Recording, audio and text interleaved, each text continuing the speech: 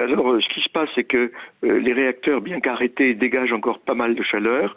Ce qui veut dire que ce qui peut se passer, c'est qu'un cœur qui chauffe peut se dégrader, et il se peut que certaines parties du cœur qui n'avaient pas encore été dégradées s'ouvrent pour une raison ou pour l'autre. Les barreaux combustibles, leur protection disparaît, et à ce moment-là, vous avez une bouffée de radioactivité qui sort brutalement, qui fait un pic, qui ensuite est emmené par le vent, par l'air, et qui réduit. Donc on est dans un système assez variable, où vous pouvez avoir une bouffée, puis ça se régularise.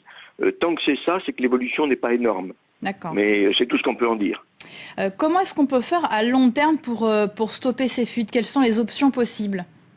Alors, il y a de toute façon une urgence à très court terme pour nos collègues japonais, qui est de renoyer les cœurs, c'est-à-dire d'apporter de l'eau et de faire en sorte que toute la partie combustible qui est chaude soit recouverte d'eau et soit réfrigérée. À partir de ce moment-là, je dirais que ça se calmera. Après, à beaucoup plus long terme, il faudra bien sûr réétablir une étanchéité au-dessus des réacteurs, à la fois pour arrêter les émissions et d'autre part pour permettre des interventions. Donc ça veut dire que ça va prendre encore beaucoup de temps. Ce qui est très très important dans les jours qui viennent, c'est qu'ils puissent amener de l'eau sur le réacteur, qu'ils puissent les noyer. Ça, je ne sais pas combien de temps il leur faudra. Après ça, pour régulariser complètement la situation, ce sera certainement beaucoup plus long.